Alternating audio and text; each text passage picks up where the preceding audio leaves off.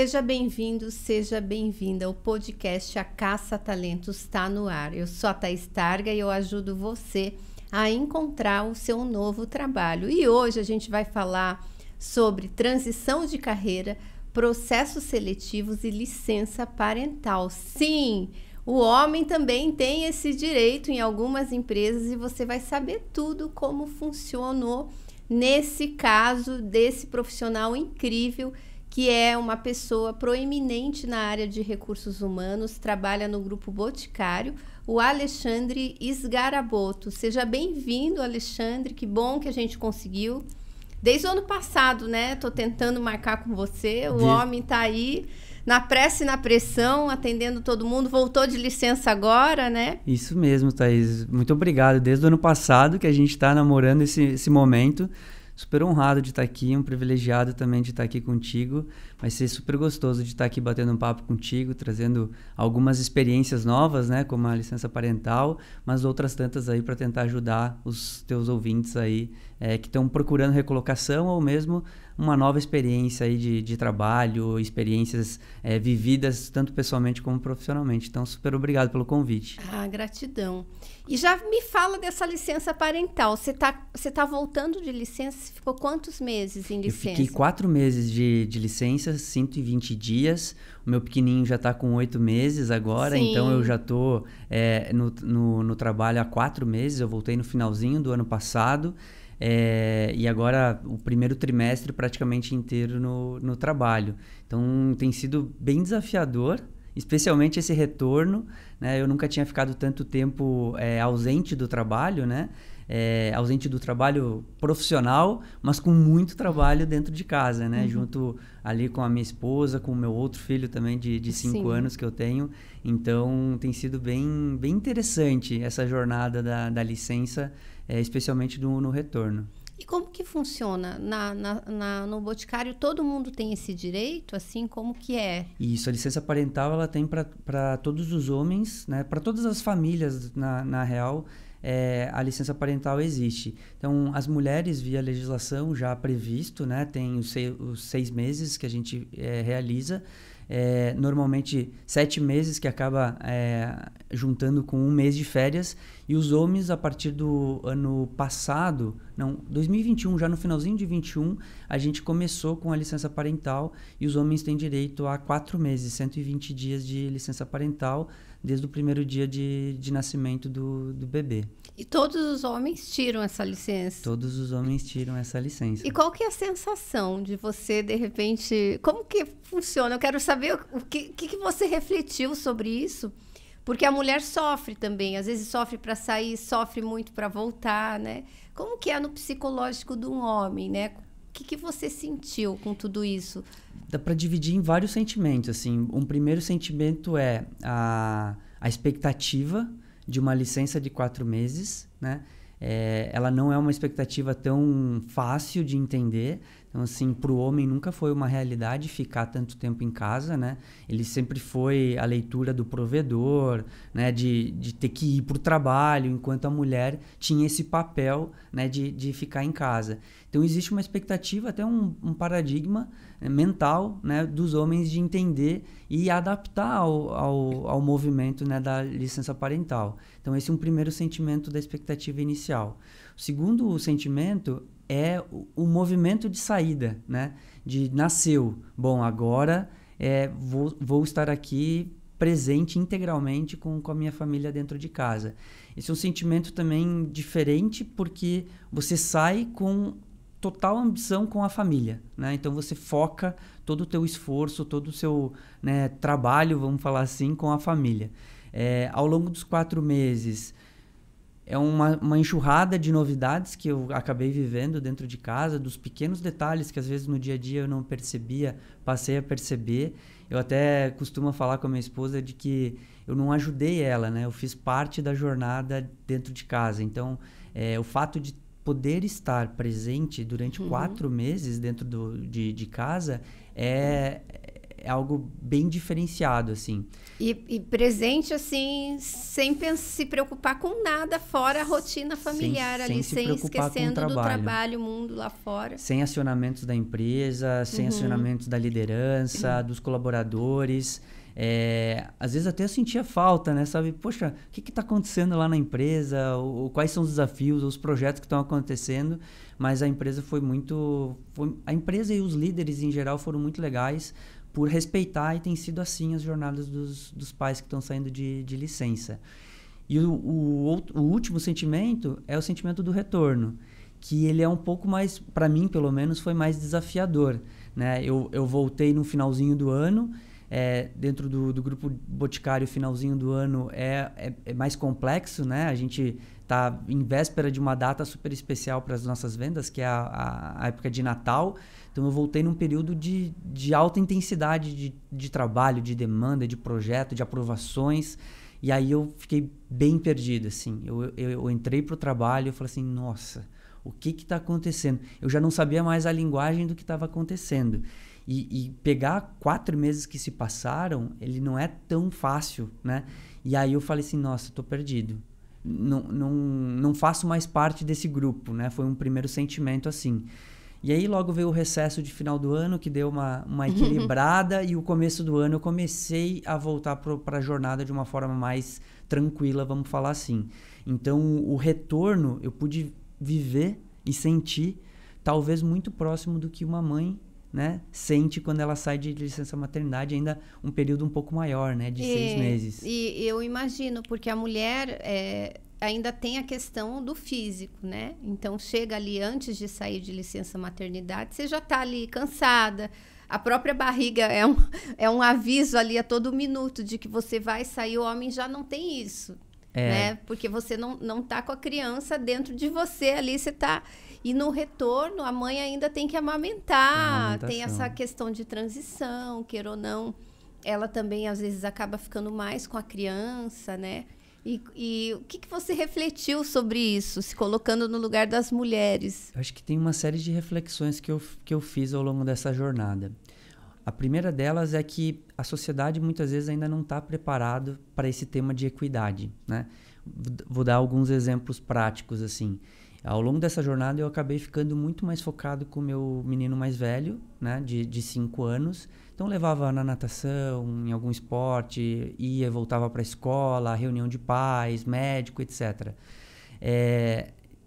Nessas jornadas, eu percebi que não são muitos pais que estão, né, levando para esses locais ou indo nas consultas médicas. Inclusive, teve uma experiência que para mim foi uma experiência bem marcante, quando eu fui levar ele no médico e a médica pediu se eu queria gravar a consulta, né, para que a minha esposa pudesse ver, né?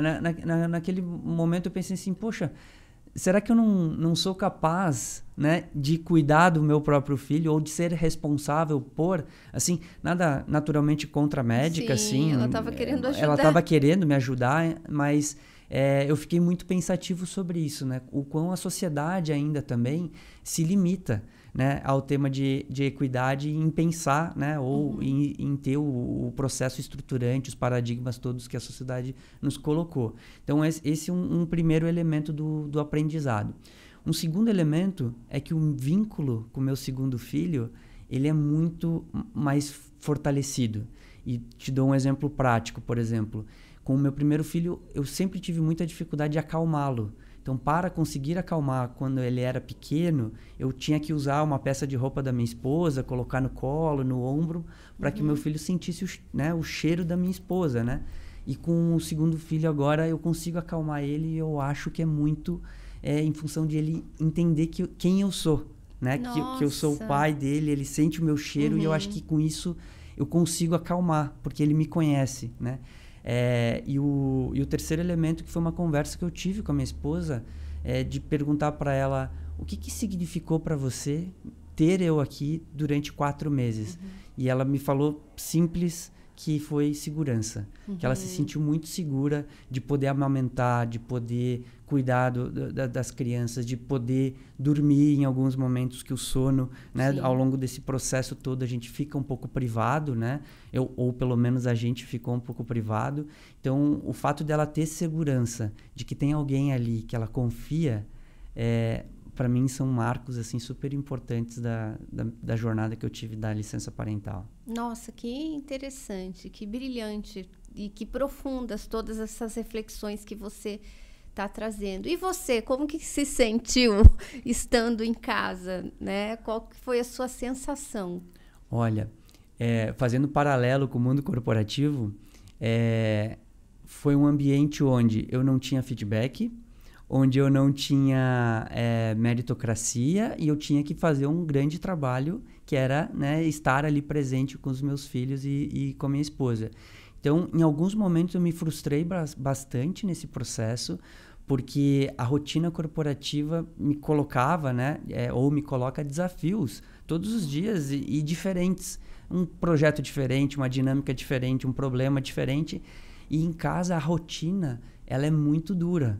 Né? Porque acorda, faz o café, coloca o café, pega, né, uma das crianças, leva no banheiro, troca a fralda do outro. Então, era uma rotina muito rotineira, vou falar assim. Né? Não sei se fica bom o termo, mas é uma rotina que ela não gera um desafio. Né? E eu sou muito movido por desafios no mundo corporativo. Então, em alguns momentos, eu me frustrava. Eu falava assim, poxa... Né? De novo isso, mas assim de novo, outro dia igual, sabe? Então, em alguns momentos, logo no começo, eu fiquei um pouco frustrado, né, nesse sentido. Logo depois eu comecei a me acostumar com a rotina, comecei a curtir a jornada, comecei a colocar outros elementos dentro da jornada que me deixavam feliz, mais feliz de ter uma rotina que às vezes é mais dura, né? De ser muito igual todos os dias, assim. Então, eu me senti um pouco frustrado, mas depois eu me adaptei e aí eu só curti essa jornada. Tanto é que foi difícil de voltar, né? Eu falei assim, nossa, e agora como é que eu volto pro trabalho para viver tudo que tem que viver, né? E como que tá esse retorno, assim? O retorno, eu te confesso que ele foi difícil, mas agora eu começo a me sentir bem melhor. Então, assim, passado praticamente 3 meses de trabalho a full, vou colocar aqui, agora eu começo a me sentir muito mais à vontade com a jornada do trabalho. Porque foi uma readaptação de rotina. Então, eu saio de uma rotina muito focada em casa por uma rotina que eu passo a me dividir. Eu atuo hoje num modelo de trabalho híbrido, então eu tenho a possibilidade de ficar em casa em alguns momentos e... Quantas vezes? São 2 vezes a cada 15 dias, mais ou menos, a rotina. Tem semanas um pouco diferentes, mas de prática, 2 vezes a cada 15 dias. Então, essa readaptação de rotina, em sair um pouco da rotina da casa para o trabalho, ela me demandou um pouco de energia adicional. Então, eu sofri um pouco por conta disso.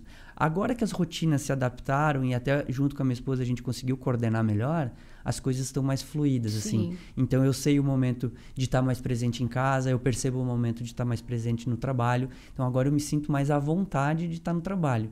E o engraçado, Thaís, é que eu fico pensando também nas mulheres, né? Que tem um outro elemento, que é o elemento de amamentação, né? E tudo mais, que é um dificultador também para a adaptação da rotina, né? Junto com a criança dentro de casa. Então, foi uma prática de empatia sensacional, assim. Talvez das que eu poderia viver, eu acho que foi a mais incrível que eu vivi até hoje, de estar no local em que as mulheres praticamente, né, ficam, né? Sim. E o que mudou em termos da sua carreira?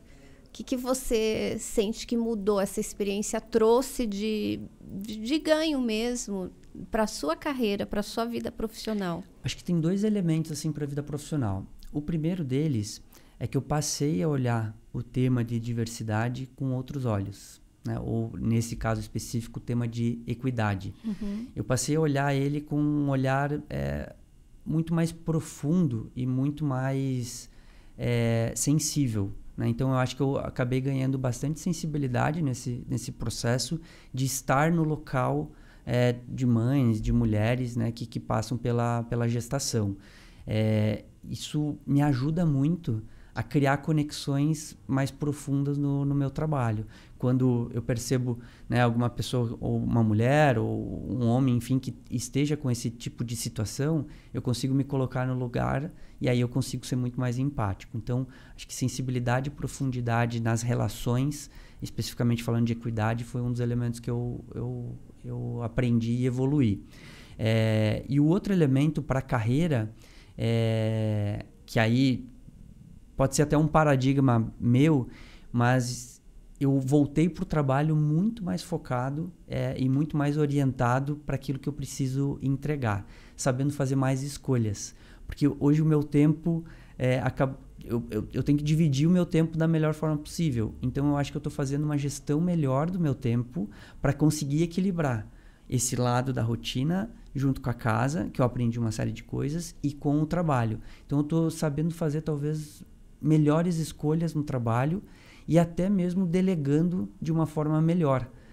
Porque como o meu tempo está diferente, então eu tive que readaptar esse tempo. Sim. E isso está me levando à possibilidade de fazer escolhas melhores, de delegar melhor, de focar melhor. Então acho que esse é um ganho que eu estou percebendo no meu retorno ao trabalho. Incrível. E conta pra gente o que um BP faz, porque muita gente é um business partner, né? O que ele faz? Muita gente não sabe que está nos assistindo. Pode falar um pouquinho? Claro.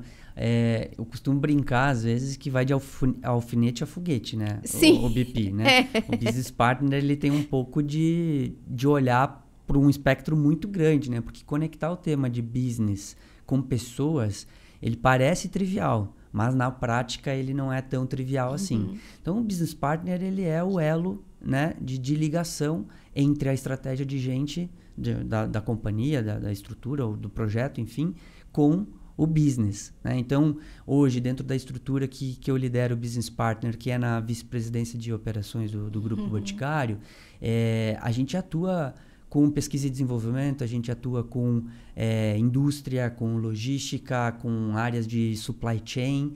Então, é uma área super ampla em franca ascensão, né? Ou franca expansão.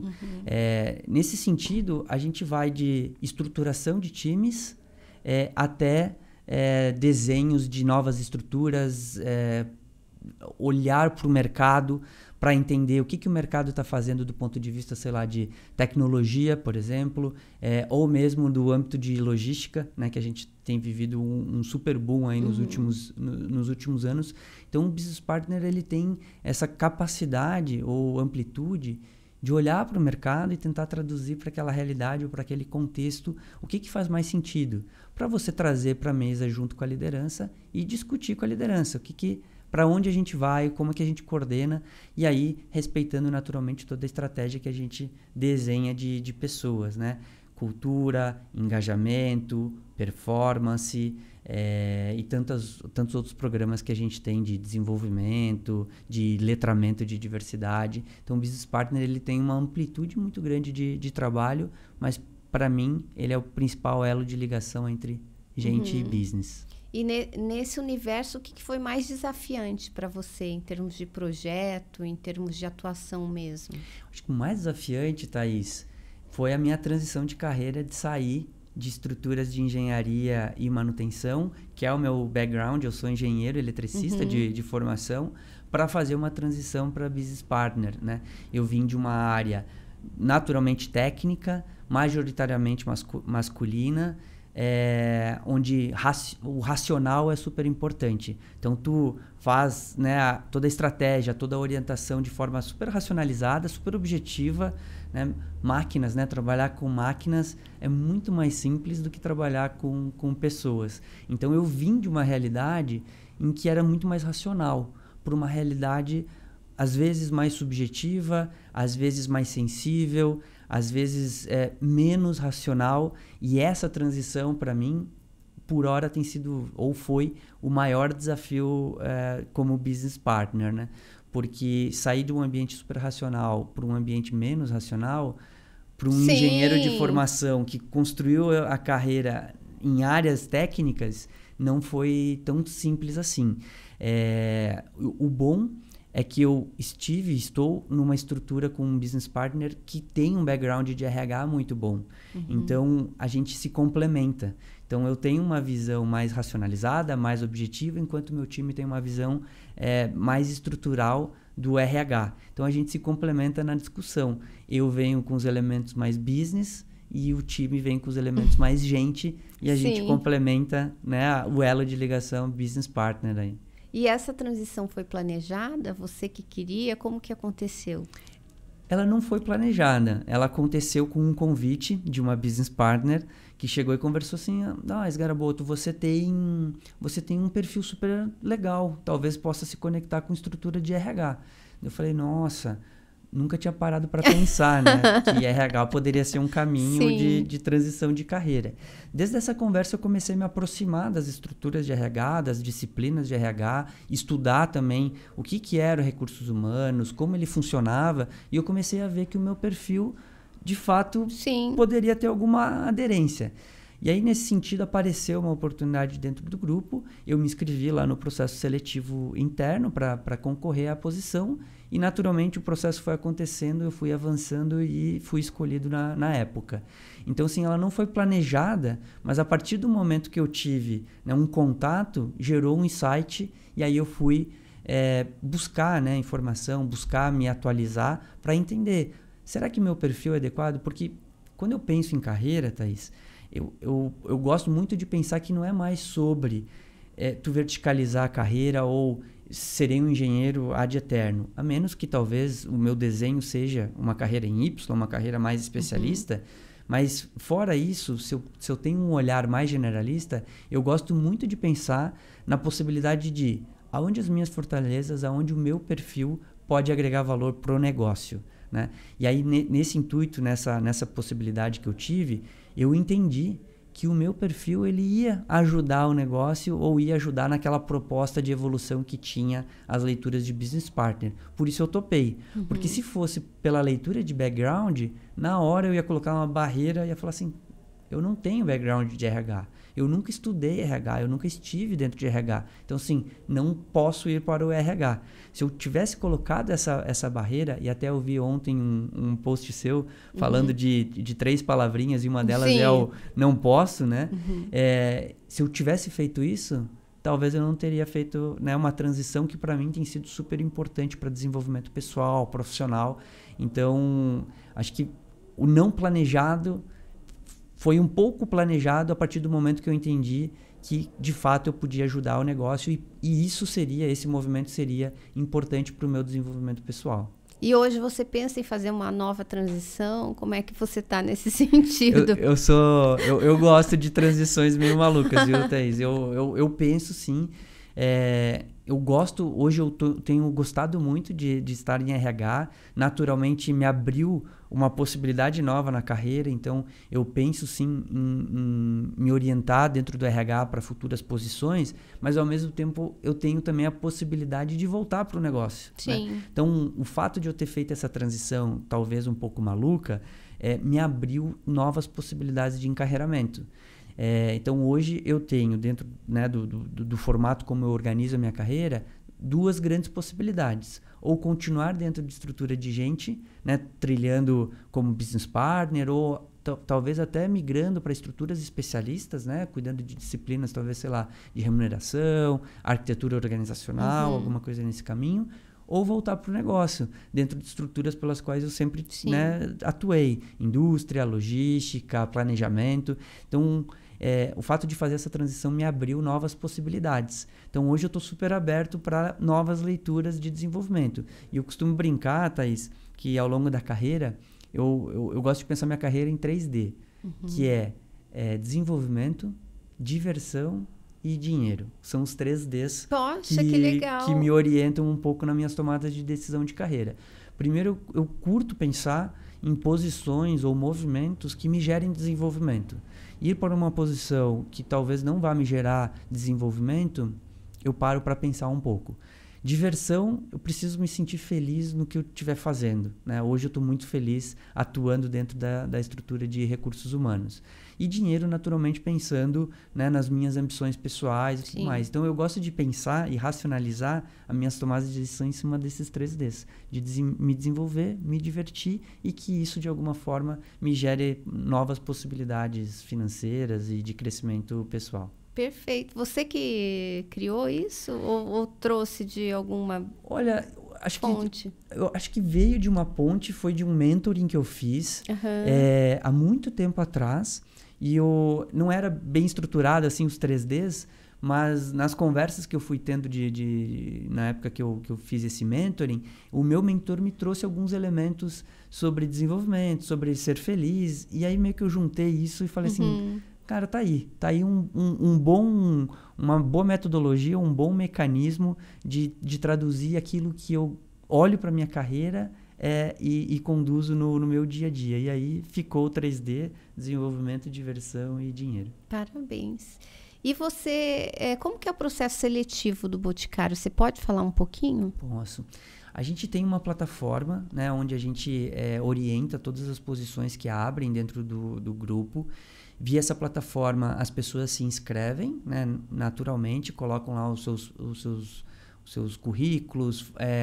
Dependendo do tipo de posições, existem testes que são feitos via plataforma, né, para criar o funil, né, de posições, basicamente falando. A gente tem a possibilidade, se conhece algum integrante do grupo, de gerar lá, né, a recomendação. Então, por exemplo, você me conhece do grupo e vai concorrer a uma posição, você pode colocar o meu nome como uma pessoa que me conhece e eu, como colaborador do grupo, vou descrever um pouco. Olha que legal! A Thaís é uma pessoa que tem o perfil do grupo, que se conecta com a cultura, tem um background interessante, então recomendo a pessoa para participar do processo. Isso ajuda muito a gente a ter um feeling, né, da pessoa antes mesmo de fazer o processo seletivo, né? Então, isso é uma prática super legal que tem dentro da plataforma. E aí a plataforma, naturalmente, desemboca em processos seletivos, em conversas com os líderes, dependendo dos processos, às vezes gera dinâmicas ou alguns cases para que a gente entenda como que é o perfil da pessoa na prática, né? Então, varia muito de processo para processo, mas, via de regra, a nossa plataforma é o grande caminho de conexão com as pessoas. E isso, independente de ter a vaga, eu posso ir lá e cadastrar o meu currículo. Super. E vocês olham a plataforma? Porque tem gente que fala... as empresas não olham o nosso banco interno de dados, geralmente vão buscar no LinkedIn e não adianta se cadastrar. Eu não concordo com isso, eu sempre digo para os meus clientes em recolocação, se cadastra sim nas empresas que você tem interesse em trabalhar. Como que é isso para vocês? Super. A gente tem uma prática e eu particularmente dentro da minha agenda eu tenho um momento que eu separo para investigar a plataforma, né? No sentido de entender que perfis que estão vindo, quanto é a quantidade de pessoas que está nos procurando, para entender também se a gente está sendo atrativo para efeito de mercado. Então, a gente tem uma série de práticas que sim, a gente olha para a plataforma.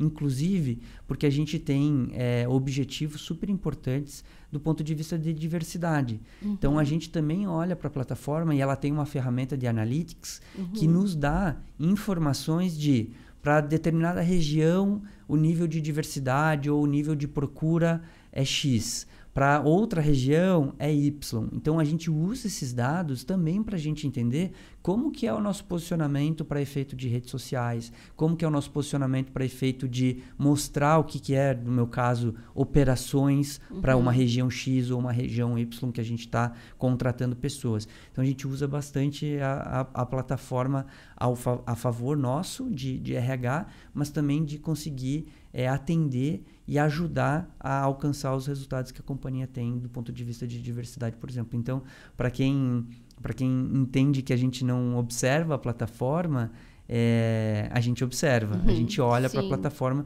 porque ela nos gera bastante dados. E à luz desses dados é que a gente usa na rotina para fazer as melhores escolhas e para gerar as melhores oportunidades. Perfeito. E vocês pedem vídeo currículo na plataforma? Na plataforma a gente não tem pedido vídeo currículo. Alguns programas, por exemplo, o programa de estágio e programa de trainees, a gente tem um momento em que a gente pede um vídeo currículo ali, que é como se fosse um pitch da pessoa, né, falando dela, da parte pessoal dela, da parte profissional, e que a gente usa isso também para entender e ver o rostinho das pessoas e tudo mais. Então, em alguns programas a gente tem, mas via de regra na plataforma é via currículo normal mesmo. E que orientação você deixa para quem quer gravar um bom vídeo currículo? O que você tem visto, assim? O que desabona, o que aprova mais no vídeo currículo? Olha, eu particularmente gosto muito dos vídeos que são mais genuínos, né? Do ponto de vista de a pessoa se colocar da forma como ela é. Eu gosto muito dos vídeos que vêm, né? Às vezes até com algum errozinho, alguma coisa que a pessoa deu uma falhada no vídeo, assim. Eu gosto porque mostra quem é a pessoa de fato, Sim. né? Quando vem um vídeo muito certinho, muito bonitinho, assim... Muito editado, muito né? editado, eu já fico pensando assim, poxa, será que essa pessoa está disposta a entender que errar faz parte do jogo? Será que essa pessoa está disposta a mostrar de fato quem ela é para dentro da organização? Então, eu gosto muito dos vídeos que vêm de forma super genuína, né? Naturalmente, né? Com uma boa postura, com uma boa comunicação. Mas quando vem da pessoa mesmo, é aqueles vídeos que mais brilham os olhos. Tá? Os editados são legais porque a pessoa também pensa, se estrutura para fazer, mas muitas vezes não mostra exatamente quem é a pessoa. Tanto que eu te perguntei, né, do podcast aqui, poxa, vai ter corte e tudo mais? Tu falou assim, vai ser direto. Eu falei, nossa, então aqui não tem, né, vai ser eu mesmo, né? Porque se for cortar, talvez eu vou errar aqui alguma palavra contigo, eu vou errar alguma coisa, não vai estar sendo eu mesmo, né? Então eu gosto bastante desses vídeos que vêm de forma bastante genuína. Perfeito. E entrevista? Você hoje chega a fazer entrevista? É seu time que faz? Como que funciona isso? A gente faz. A gente tem feito práticas muito legais de entrevistas. Assim, depois que a gente afunila, né, os processos seletivos via plataforma, a gente tem feito entrevistas super mistas. Assim. Então, hora tá eu com o time, hora tá o time com o líder, hora tá eu com o líder. Então, a gente procura mesclar bastante. E quando a gente chega em alguns momentos em que a gente tem dúvidas de decidir qual é o melhor perfil ou não, a gente procura chamar pessoas diferentes para conversa. E isso tem sido super legal. Olha que legal. Porque trazer uma pessoa diferente, com um contexto diferente e que não necessariamente está na nossa realidade ou imerso, traz pontos de vista diferentes. E aí, quando traz os pontos de vista diferentes, é que a gente acaba tomando as melhores decisões. Então, a gente tem uma prática bem mista de processo seletivo. E, via de regra, a gente tem feito processos seletivos de bate-papos. Assim, não entrevistas super organizadas do ponto de vista das perguntas que sempre são feitas. A gente procura realmente entender o indivíduo, né? A pessoa que está ali com a gente. Para entender o perfil dessa pessoa e ver se a conexão cultural vai se dar dentro do grupo. E segundo, para ver se o background que ela tem apoia e gera valor nas atividades que ela tem feito. Então, as nossas entrevistas têm ido muito para um âmbito de entender de forma pessoal a conexão cultural com o Grupo Boticário e, por outro lado, se ela gera, que tipo de valor que ela gera dentro da organização e o que ela curte fazer, né? Porque é por aí que a gente tem feito as escolhas, sabe?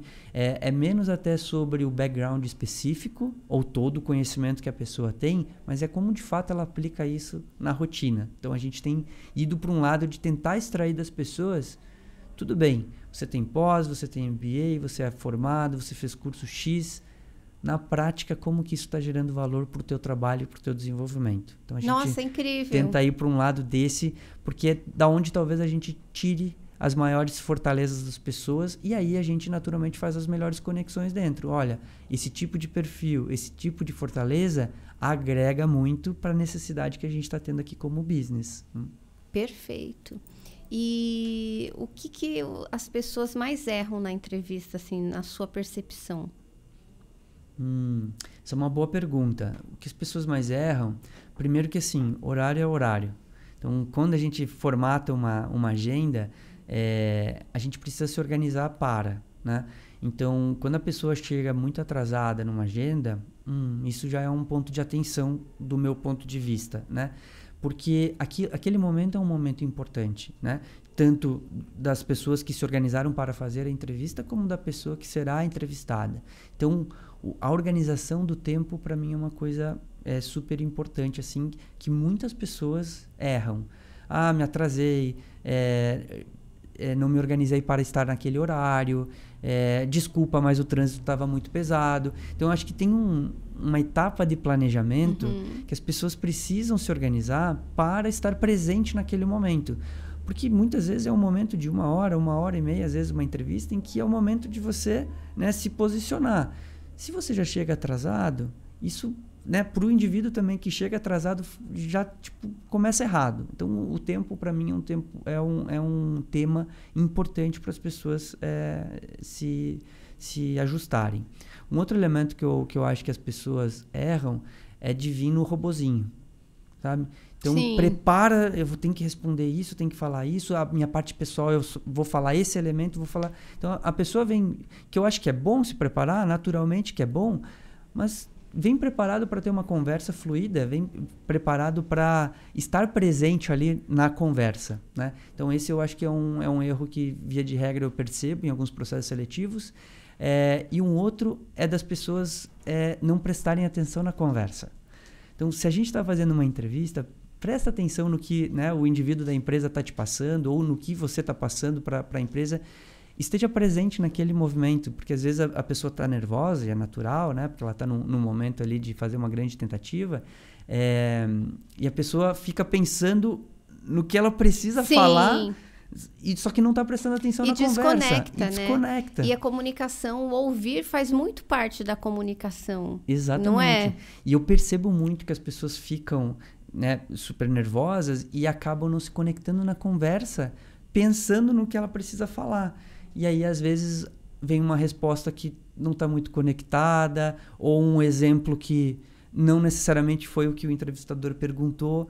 Então, se eu tivesse que dar uma grande dica para as pessoas estarem na conversa, sabe? Desliga o celular, desliga outros elementos que porventura estiverem próximos e foca na conversa. Às vezes é melhor uma conversa de 30 minutos do que uma entrevista de 1h30 que vai numa linha de robozinho, sabe? Então, eu faço várias entrevistas, várias e várias.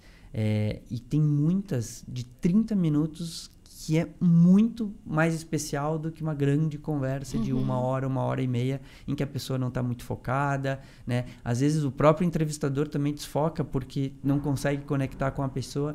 Então, se eu tivesse que dar uma grande dica, esteja presente, sabe? Esteja presente na conversa, preste atenção no que a comunicação está rolando, porque isso pode ser bem fundamental para fazer as melhores conexões. Perfeito, perfeito.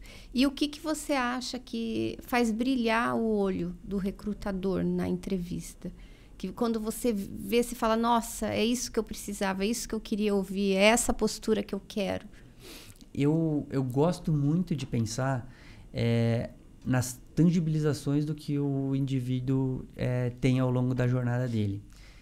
Exemplos práticos, né? Quando você fala, eu sou formado em engenharia elétrica, já atuei no segmento de alimentos, fiz transição para uma empresa de bebidas, estou falando meu currículo aqui, né?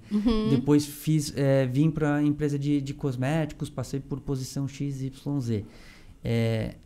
O que eu aprendi ao longo dessa jornada, né? Quando eu fiz a primeira transição para a liderança, qual foi o grande aprendizado? Como é que eu tangibilizo o valor que eu gerei para a empresa? Quando o indivíduo, né, a pessoa que está sendo entrevistada, consegue trazer elementos do que ela está aprendendo ao longo da jornada, para mim é um grande... Assim, me brilha bastante os olhos, porque de fato eu consigo conhecer a pessoa, sabe? Não é algo do ponto de vista só... Fiz um curso, me atualizei, me desenvolvi. Esse desenvolvimento serviu para o meu trabalho de que forma? Para avançar nisso, para estar mais próximo de pessoas, para avançar no tema de comunicação que eu tinha dificuldade. Então, quando eu consigo perceber que a pessoa consegue tangibilizar aquilo que ela vive na jornada, isso brilha bastante o olho, porque aí fica perceptível a preocupação da pessoa com o seu autodesenvolvimento. E eu acho brilhante quando uma pessoa consegue se perceber e ter elementos de autodesenvolvimento claros, porque certamente essa pessoa tem uma agilidade de aprendizagem grande. E hoje em dia, no movimento que a gente vive, né, mundo VUCA, mundo BANI, agilidade de aprendizagem é algo fundamental. Então, quando eu consigo perceber esse elemento, isso brilha bastante os olhos numa conversa, sabe? Torna a conversa até muito mais efetiva, eficaz, do que uma conversa só de perfil. Perfeito. E as entrevistas que vocês fazem, elas são online? Algumas online e algumas presenciais. Dependendo de posições e dependendo também do próprio formato de trabalho, né? Hoje, dentro da organização, a gente tem 3 formatos de trabalho. O remoto, puramente remoto, o híbrido e o presencial. Quando a gente vai fazer uma gestão de vaga para modelo presencial, a gente prefere fazer o movimento presencial, porque naturalmente já conecta a pessoa com o ambiente de trabalho e tudo mais. Híbrido, aí depende, tem movimentos que a gente faz presencial, outros online. Mas todo o começo da jornada, ela é online hoje. A partir do movimento online, a gente faz os combinados com o próprio candidato para entender o que faz mais sentido ou não. E a primeira fase, depois de análise do currículo, é a entrevista ou é algum teste, case? Isso, tem um teste via plataforma que a gente faz, que pega conhecimentos gerais, informações da carreira da pessoa, aprendizados. Então, meio que faz um assessment muito simples, mas um assessment que ajuda a gente a entender em que momento que essa pessoa está da carreira. E aí depois a gente vem para os funis de entrevistas, né? Uma entrevista com a linha do time de recrutamento e de atração para entender conexão do perfil, e aí depois avança para as conversas com os líderes. Via de regra, 3 a 4 etapas, é um processo normal. Às vezes, quando é uma posição muito específica ou muito crítica, às vezes avança um pouco mais, 5, 6 etapas, de acordo com as necessidades que a gente precisa ter de informações. Sim. E esse processo dura quanto tempo? Olha, via de regra, a gente tem processos que variam também de posição para posição, né? Mas entre 30 e 90 dias é um tempo adequado. Existem algumas posições, por ser mais difíceis de encontrar no mercado, que elas levam mais tempo. Mas via de regra, 30 a 90 dias é um timing ok da gente conduzir os processos seletivos. E vocês usam muito o LinkedIn? A gente usa. O LinkedIn é uma vejo plataforma as vagas. super. Os próprios líderes também compartilham bastante no LinkedIn as posições. Porque, queira ou não, as redes sociais hoje elas são uma ferramenta também de conexão, né?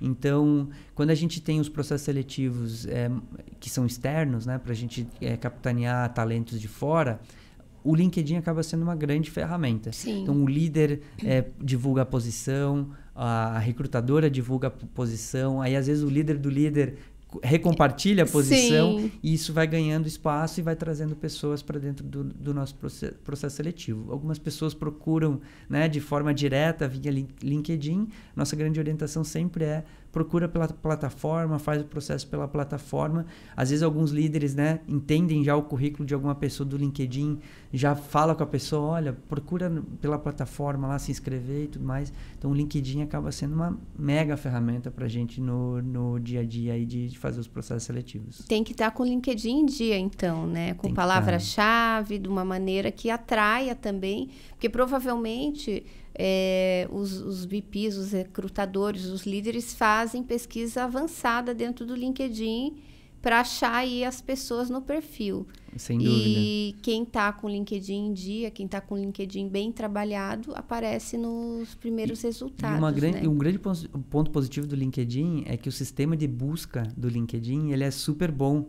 Então, a gente consegue usar muito o sistema de busca do LinkedIn a favor de fazer as melhores conexões. Então, sim, estar com o LinkedIn em dia, as atualizações dos seus desenvolvimentos, as palavras-chave, a descrição, né? Quando você coloca a descrição de quem é você profissionalmente, tudo isso ajuda muito, certamente, os recrutadores, os líderes.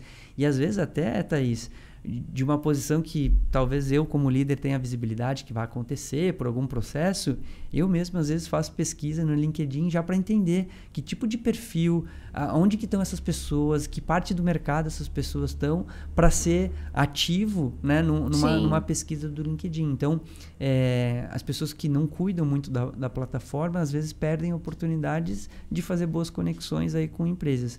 E eu também gosto muito, às vezes, de procurar pessoas no LinkedIn para me desenvolver. Então, às vezes, eu procuro algum profissional de um mercado X ou de uma empresa Y para o que vocês estão fazendo? O que tem de benchmarking aí? A gente pode ter uma troca e tudo mais. Então, quando o profissional também está preparado na própria rede social, isso ajuda muito a criar conexões. Não necessariamente para uma recolocação ou para fazer alguma movimentação, mas para conexão de mercado, que queira ou não, isso também no mercado é super importante, né? O networking é super importante para você no futuro, quando precisar uma recolocação, alguma coisa assim. Perfeito. Nossa, incrível, incrível. Passou voando aqui, já estamos nos encaminhando para o fim. E queria dizer o que você tem, que resuma esse nosso bate-papo, o que você tem de mensagem final para deixar aqui, Alexandre. Primeiro que as suas perguntas foram ótimas, assim, né? Eu acho que me tentaram extrair de mim aqui bastante experiência. Me senti super à vontade para estar aqui no bate-papo, então super obrigado. Fiquei super feliz também de, né, ter a oportunidade de trazer elementos como, por exemplo, licença parental, que eu acho que é um movimento que começou, né? E a gente, né, ou eu particularmente que vivi, gostaria muito que as empresas também pudessem olhar para esse tema, aquelas que tiverem naturalmente possibilidade de fazer movimentos como esse, porque isso não ajuda só a empresa, mas ajuda muitos indivíduos, ajuda muito a sociedade nesse avanço, né, de diversidade, de equidade de gênero que a gente vive, e ter a oportunidade de compartilhar isso aqui contigo, certamente para mim é um grande ponto positivo. E além disso, né, trazer um pouco da minha experiência, um pouco da carreira aqui contigo é super legal, especialmente para as pessoas entenderem que a carreira depende de você, né? Depende do indivíduo, depende do profissional, e não impor barreiras, né? O fato do não posso, poxa, tira o não posso do vocabulário, né? Entende o teu perfil, entende naquilo que você pode gerar valor e vai para cima, sabe? Se desenvolve, tente, né? Tente não, consiga, né? Evolua. Então, o fato de eu ter a oportunidade de estar aqui também é um pouco, né, de trazer um pouco meu otimismo, como eu gosto de ver o mundo corporativo também, e ver como no mundo corporativo a gente pode crescer, evoluir, seja profissionalmente como pessoalmente. Então, super grato de estar aqui, estou saindo daqui desenvolvido e muito feliz. Perfeito, gratidão, e espero te ver em breve. O que você precisar, as portas estão abertas. E você que esteve aqui até agora, super agradeço a sua presença, deixa seu comentário, pode propor também temas para os próximos episódios, pode deixar suas dúvidas, que vai ser um prazer gerar conteúdo para você. Um beijo e até o nosso próximo episódio.